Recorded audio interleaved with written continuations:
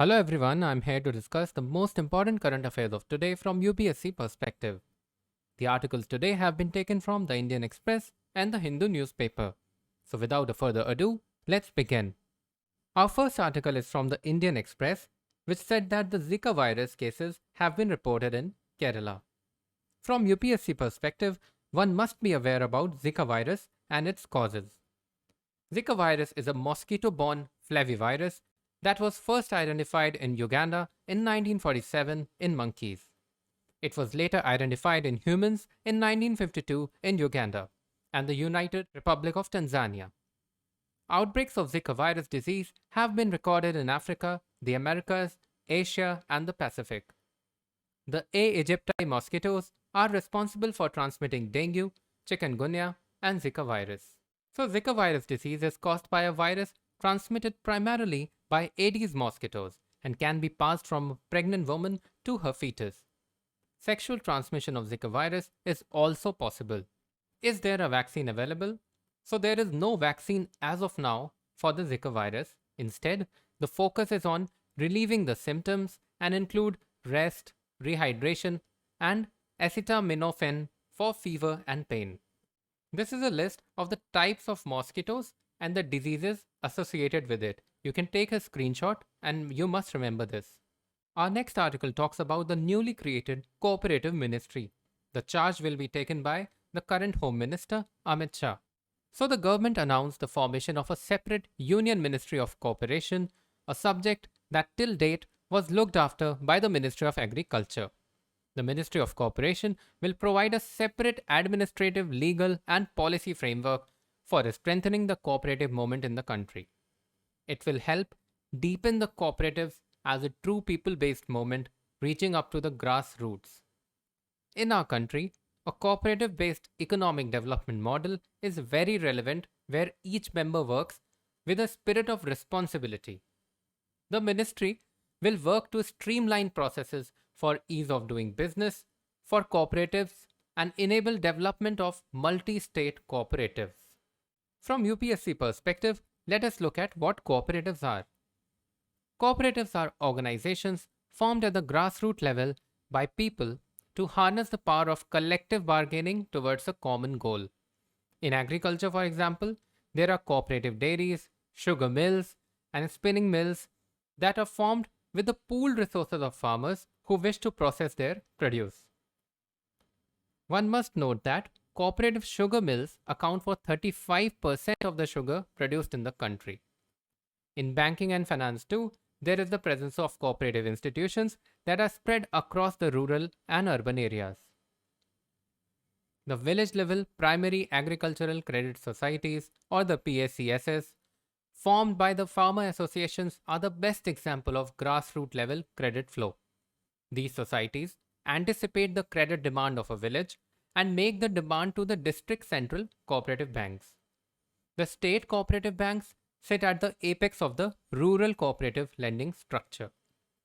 Given that PACs are a collective of farmers, they have much more bargaining power than an individual farmer pleading his case at a commercial bank. So, who controls the cooperatives?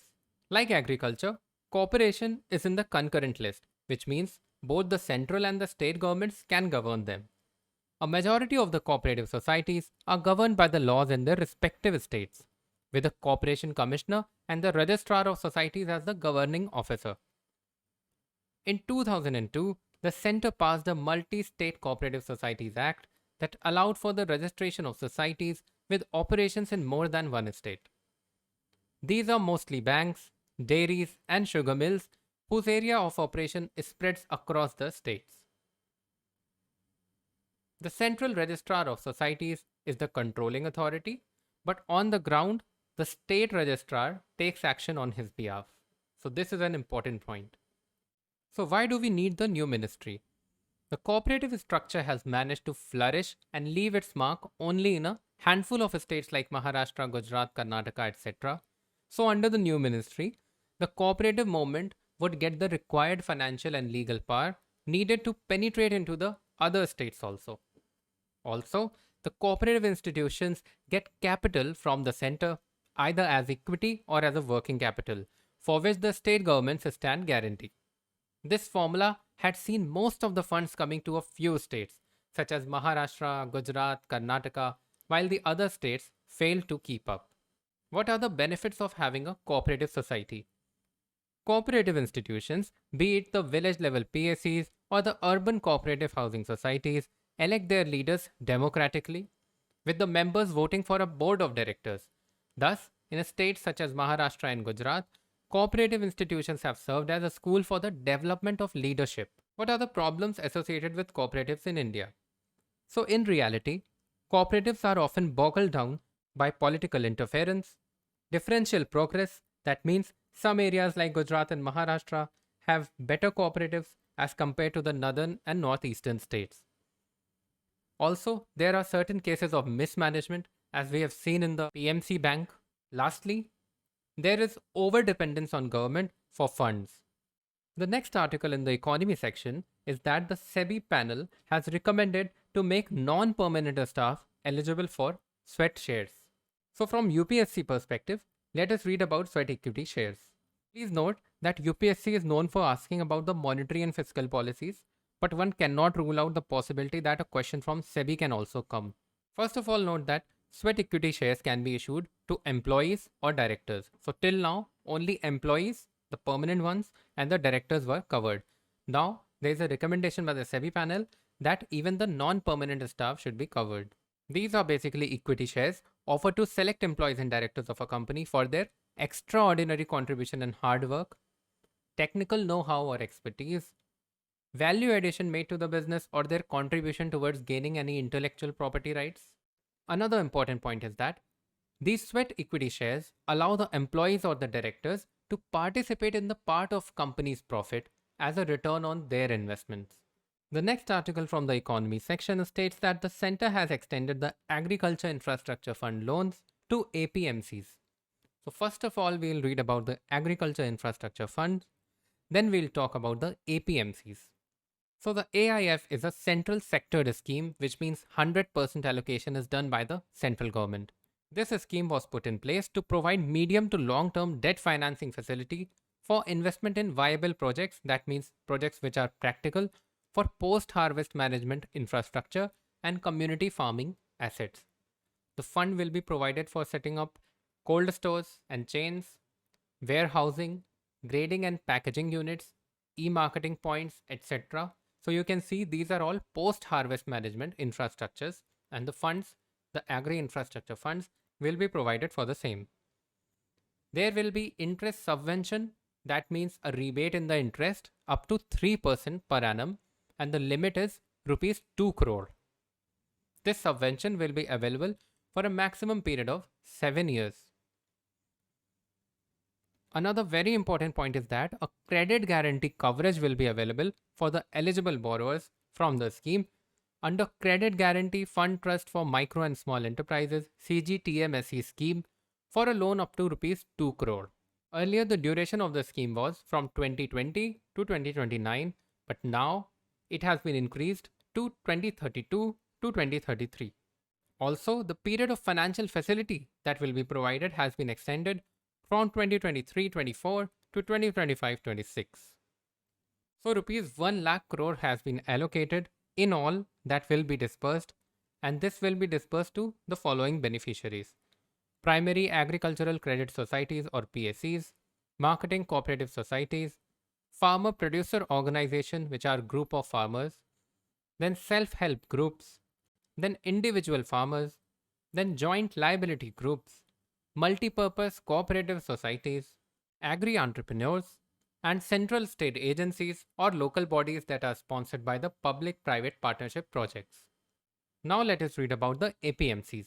An Agricultural Produce Market Committee or the APMC is a marketing board established by the state governments.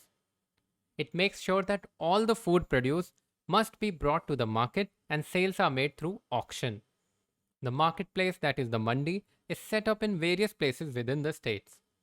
These markets geographically divide the state. The licenses are issued to the traders to operate within the market. Note that the mall owners, wholesale traders, and the retail traders are not given permission to purchase the produce directly from the farmers. Another important point associated with the APMCs are the ENAM or the Electronic National Agricultural Market. So, the National Agriculture Market is a pan India electronic trading portal which links the existing agricultural produce market committees, that is, the mandis, across the country to form a unified national market for agricultural commodities. That was all for the current affairs today. Let us practice certain static questions that I've chosen for today. So, which article in the Indian Constitution provides that a person cannot be a member of both houses of the parliament at the same time? The correct answer here is Article 101. So, Article 32, which is the right to constitutional remedies, is the heart and soul of the Constitution. Article 61 is the impeachment of the President, and Article 123 is the ordinance that can be issued by the President.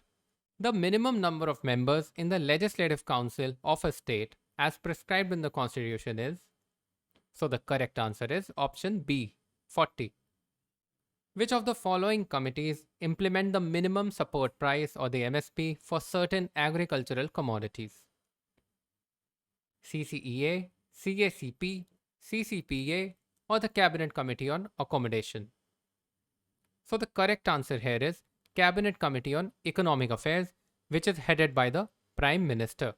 CACP is the Commission for Agricultural Costs and Prices. It is the body which recommends the MSP to the CCEA. But CCEA is the final approver of the MSP. CCPA is the Cabinet Committee on Parliamentary Affairs, which is chaired by the Home Minister of the country. Cabinet Committee on Accommodation is also chaired by the Home Minister of the country. Which of the following diseases are caused by the Aedes mosquito? The options are dengue, epidemic polyarthritis, Zika virus, or the yellow fever. So the correct answer is all of the above. Epidemic polyarthritis is actually chikungunya. Which of the following continent or countries are malaria free as per the latest WHO standing? The correct answer is all of the above. Recently, China was in news because it has become malaria free, but you must remember that Australia, Argentina, Algeria, El Salvador, and UAE, all these countries are also malaria free. So that's all for today from my side. Do write in the comment section if you have any query regarding a particular topic. Thank you so much.